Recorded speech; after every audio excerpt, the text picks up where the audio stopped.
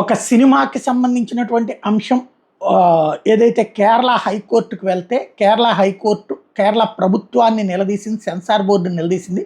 Janaki versus state of Kerala సినిమాకి censor జాప్యం మీద సెన్సార్ బోర్డుని కేరళ హైకోర్టు ప్రశ్నించింది. అదే పేరుతో గతంలో పలు పాత్రలు వచ్చినాయి, పలు సినిమాలు వచ్చినాయి. అప్పుడు లేని ఇబ్బంది ఇప్పుడు ఎందుకు వచ్చిందని అడిగింది. మరోవైపు రివైజింగ్ కమిటీ నిర్ణయానికి అనుగుణంగా బోర్డు జారీ చేసిన షోకాజ్ నోటీస్కి ఎందుకు స్పందించలేదంటూ ఆ చిత్ర నిర్మాతలను కూడా ప్రశ్నించింది. తదుపరి విచారణ ఈ నెల 30కి వాయిదా వేసింది. ఏదైతే అంతకుముందు జరిగినటువంటి ఒక ఒరిజినల్ కేసుని బేస్ చేసుకుని తీసినటువంటి సినిమా.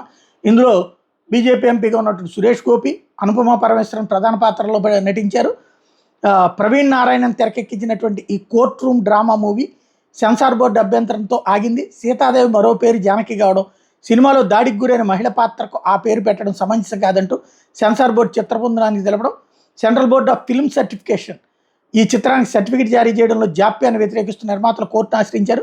ఈ సినిమా జూన్ 27 విడుదల చేసేందుకు దర్శక నిర్మాతలు ప్లాన్ చేసిన సందర్భంలో తాజా పరిణామాలు అన్నది సమస్య కూర్చుంది.